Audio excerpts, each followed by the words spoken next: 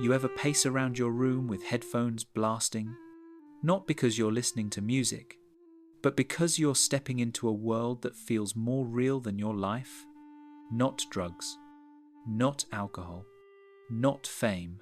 Your most addictive substance is your imagination. In that world, you speak clearly. You win arguments you lost years ago. Strangers adore you. Someone finally looks at you the way you always wished they would. But then the song ends. The scene dissolves. And suddenly you're not a hero. You're standing alone in your bedroom, heart still racing from a life that never actually happened. Reality feels flat, muted, colourless. So you tell yourself you'll stop tomorrow, but you hit play again, and you fall back in, not to dream, but to live where life finally makes sense. People say, just be present, just stop overthinking. But that never works, does it? Because you're not fighting a habit, you're fighting a home your mind built to protect you. This isn't thinking too much. It's a psychological refuge, and no one taught you how to leave gently. In this video, we're going to uncover why your brain gets addicted to dream world dopamine, the hidden cost of living more in your mind than in reality, and how to wake up slowly, kindly, without killing the world that once saved you.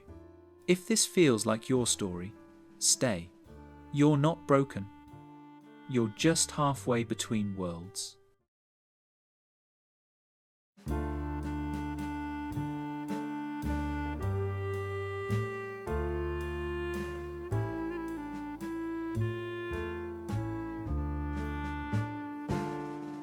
Most people daydream. In traffic, in the shower, on a quiet Sunday afternoon. But maladaptive daydreaming is different. It's not a wandering thought, it's a second life. It's a world you return to the way others return to work, to friends, to home. A place built with rules, characters, conflicts, and seasons, like a series only you can watch. This isn't fantasy for fun, it's fantasy for survival. A private universe that feels safer, warmer, more alive than anything you've ever lived outside your skull. And here's how you know it goes deeper than imagination. You don't just see it, you feel it. You walk back and forth for hours, scripting dialogue like a director on set. You wait all day just to put your headphones on and disappear. You attach to fictional characters more deeply than to people with real beating hearts. You know the exact arc of your dream life, even if your real life has paused. There's a checklist many never dare to speak aloud. You pace because stillness makes reality too loud. Music isn't entertainment, it's a portal. You live inside long-running storylines no one else knows exist. You cry over imaginary breakups more than real ones. The dream feels more vivid than memory. This isn't being creative. It isn't zoning out. It's a form of escape so immersive it becomes a parallel existence. One that looks harmless from the outside, but quietly rewrites what reality means to you. No one chooses this on purpose. Maladaptive daydreaming isn't a flaw in character, it's a shelter built out of necessity. For many, it begins quietly in childhood. Not with dramatic trauma, but with something softer, more invisible. Being the quiet kid no one checked on. Being the smart one expected to cope alone. Being the sensitive one told to stop overreacting. Being loved only when useful, impressive, or silent. When a child doesn't feel seen, the mind does something extraordinary to survive. It creates somewhere else to be. A secret room. A soft place to land. A theatre where you're finally heard, understood, adored. In there, rejection can be edited out. Conversations always end the way they were meant to. People stay. No one forgets you. No one leaves without a reason you can control. And over time, that inner world stops being just a refuge. It becomes home. Because out here in the real, unpredictable world, you feel like you're constantly waiting to be chosen, waiting to be liked, waiting to be enough. But in there, you already are. Inside the paracosm, you don't need to earn affection. It's scripted. You don't need to risk disappointment, you delete it. You don't need to prove your worth, you decide it. What began as a temporary refuge from loneliness evolves into a permanent residence.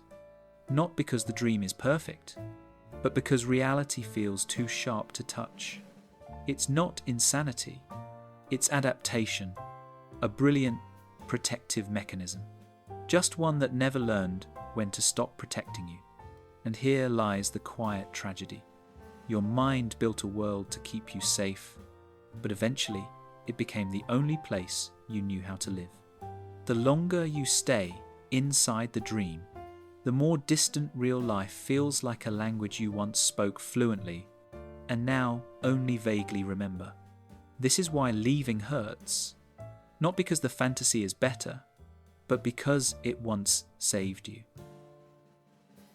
Here's the part most people never admit. Maladaptive daydreaming doesn't trap you because it's painful.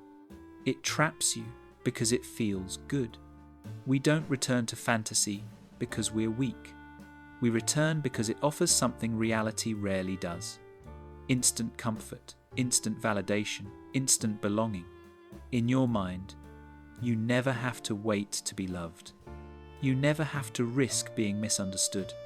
You never have to earn connection. It's pre-written, guaranteed, effortless. And that ease is the hidden payoff. Every time you slip back into your inner world, you receive what life withholds. Attention without performance, success without failure, affection without vulnerability. It's the safest high you've ever known, and you don't need permission for it. If reality is slow, fantasy is lightning fast. If real relationships are complicated, imaginary ones are loyal unto death. If progress takes months out here, inside you can transform in a single scene. That's why walking away feels impossible. Because what you're being asked to leave behind isn't just dreams. It's fulfillment. It's the version of you who always says the right thing. The version who is admired, desired, chosen every time. The version who never stumbles, never hesitates, never disappoints. Reality asks you to grow. Fantasy lets you already be. And so the cycle continues. Not from misery, but from reward. This isn't just escape. It's emotional self-supply. A perfect system with no friction, no risk, no uncertainty. But every reward has a cost. The more we feed on imagined love, imagined success, imagined safety, the less we learn to create it in the real world. Fantasy nourishes the heart, but it can starve the life around it. Your brain is extraordinary, but it has one fatal flaw. It does not perfectly distinguish between what you live and what you vividly imagine. When you step into your daydream world, a network deep inside your mind lights up. The default mode network, the system responsible for memory, self-reflection, and future simulation. It's the same network used for planning, storytelling, and remembering moments that shaped you. So when you imagine success, love, applause, intimacy, your brain reacts as though it's happening. And when dopamine enters the bloodstream, it doesn't ask whether the victory was earned or invented. It just rewards you. That reward becomes a loop. Boredom, fantasy, dopamine, relief, crash, repeat. Like sugar instead of food, the high is real, even if the nourishment isn't.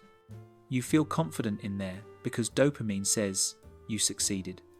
You feel loved in there because dopamine says someone held you. You feel alive in there because dopamine says something finally mattered. Meanwhile, the real world stands still, untouched, unchanged, waiting. The brain adapts quickly to the shortcut. Why chase slow, uncertain progress when your imagination can hand it to you instantly? Why risk heartbreak when your mind can script devotion?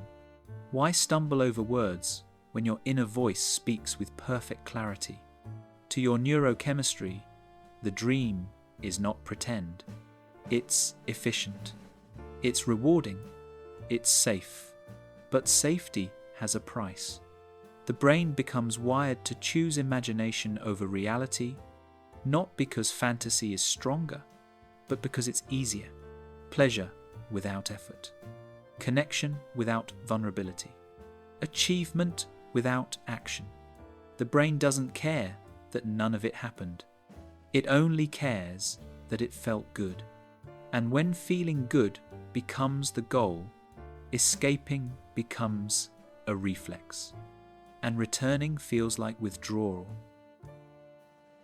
By now you can see the brilliance of the mind that daydreams, but brilliance has a shadow. Because for every hour you spend living inside your imagined life, an hour of your real one disappears. Think about the stories you've written inside your skull.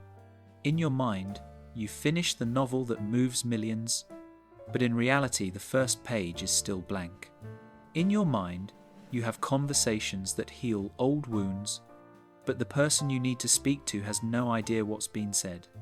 In your mind, you fall in love so fully you ache, but the bed beside you is empty. The tragedy isn't that the fantasy exists, it's that real life pauses while you're gone. Dream you grows, evolves, transforms, but real you stays where you left them. Weeks blur into months. Ambitions stay as outlines. Relationships fade like background noise. You wake up one day and realize the life you imagined is decades ahead of the life you're living.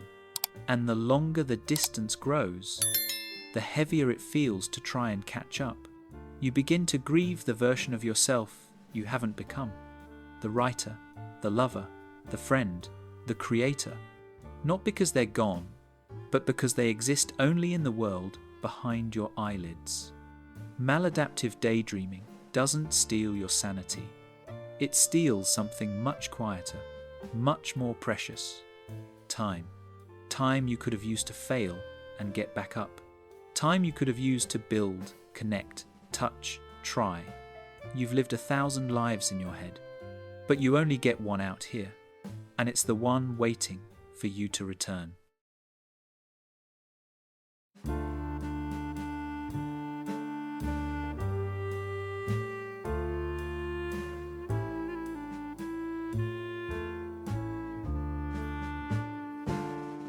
Healing doesn't mean abandoning the world you built. You don't need to burn the castle just to prove you're strong enough to leave it.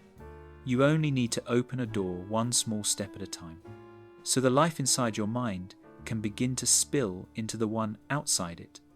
Because the goal isn't to stop dreaming. The goal is to live a life worth staying awake for. Stage 1. Externalize the dream. Move it out of your head.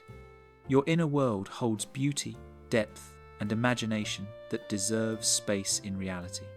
Write the scenes, draw the characters, record voice notes. Let the fantasy become something you create, not somewhere you hide. When it's on the page, you're no longer trapped inside it. You're shaping it. You become the author, not the resident. Start small. 10 minutes of journaling after each daydream mare. Turn a dialogue into a script. Sketch the character you love most. The world is still yours, but now you can see it. Stage 2. Reduce the portal, not the imagination. You don't need to quit cold turkey. You just need to shorten the distance between dream life and real life. Try this. A 5-minute no soundtrack walk every day. 1 hour a week without headphones. Delay the daydream instead of denying it. This isn't punishment, it's rebalancing. Reality shouldn't be the commercial break between fantasies. It deserves airtime too. Stage 3. Bring the fantasy into reality. live what you imagine. Ask yourself one question. What does my dream self do that my real self is afraid to try? Do they write?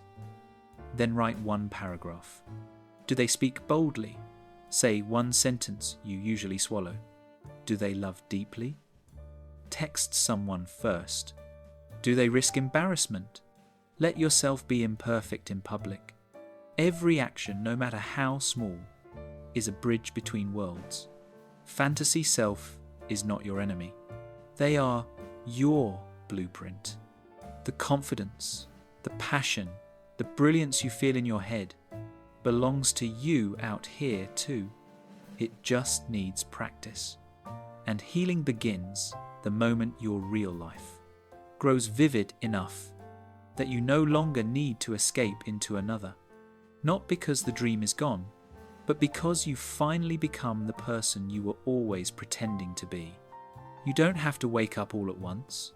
Just open your eyes a little wider each day until one morning, the life you're living is finally worthy of the soundtrack you once saved only for your mind.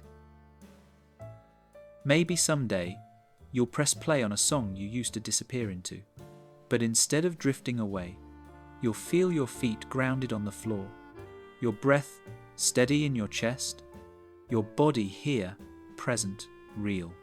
The room will still be the same, but you won't. Because this time, the music won't be an exit door. It will be a backdrop to a life you're finally living. A life where you speak, create, connect, not perfectly, but bravely. A life that doesn't need a movie inside your mind to feel meaningful. And when you close your eyes at night, you won't escape. You'll rest. If this video spoke to something quiet inside you, I'd love to hear your voice. Tell me in the comments.